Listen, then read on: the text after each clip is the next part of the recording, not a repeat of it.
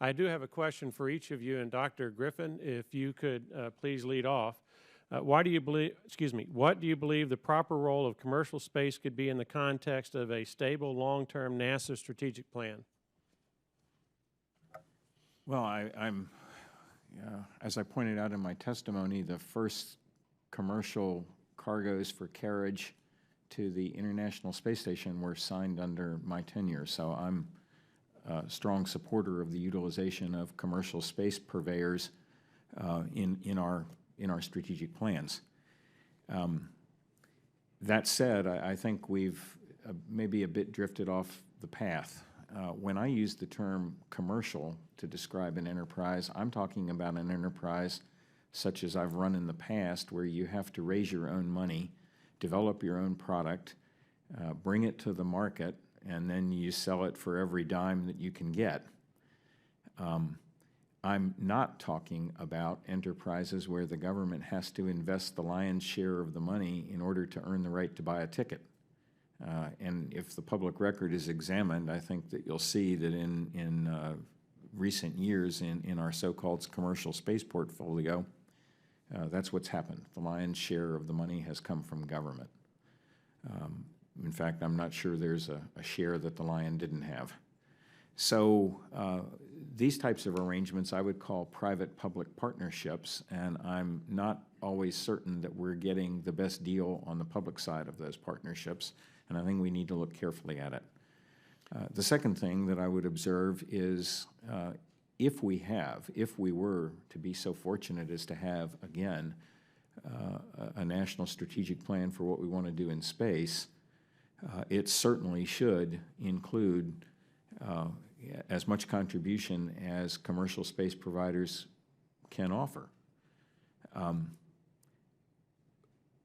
But they need to offer what it is that the government wants to buy. It's not our purpose in government to figure out what our space program should look like so that commercial providers can sell what they want to sell.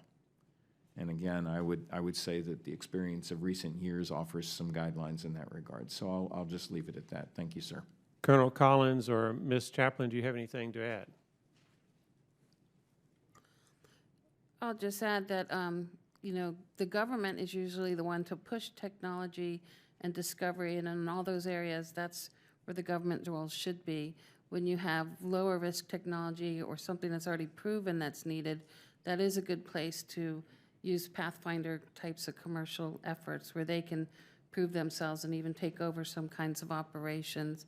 If you look more broadly beyond NASA, commercial space is starting to play a bigger role in doing things like hosted payloads for government, providing bandwidth for DoD, and even running ground operations. There's all good areas for them to be playing in. Yes, ma'am. Colonel Collins. Sir, I'd like to just mention the space station as far as commercial space. I know this may sound like it's a crazy idea, but okay, the space station we know is funded to 2024, and the U.S. has to decide, are we going to fund that out to maybe 2028, or do we stop funding in 2024 and then put it into heavy lift or deep space? I believe that, having been in space, I believe that there will be a commercial interest in the space station. I can't really say timing-wise 2024, but there are plenty of tourists and people that have money that would love to go up in space and live on the space station. It is such a amazing, wonderful human experience. People would pay big money to do that. And if we could find a private company that would be willing to take over the space station and sell it like a hotel, sell space up there like a hotel, we may be able to kind of wean ourselves off the space station and get NASA back into deep space. Well, what are we paying the Russians now? Somewhere in the neighborhood of $60 or $70 million per ride? Do you think there's a market for the space station at that ticket price? Well, the Russians have sold one or two, haven't they? If I could make a comment, I don't think we'll find out if there's a market until we try. Okay. I would echo Colonel Collins' comments about the value, the longer-term value of the space station.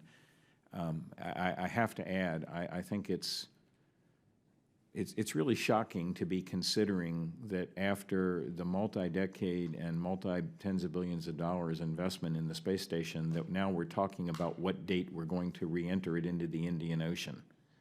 I cannot think of another example of a large laboratory investment or a large facility investment that the day it's completed, we start figuring out when we're going to tear it down.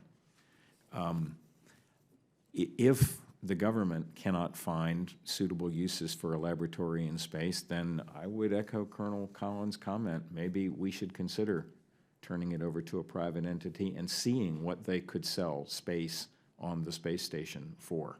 Thank you for that interesting insight. Thank you, Mr. Brooks.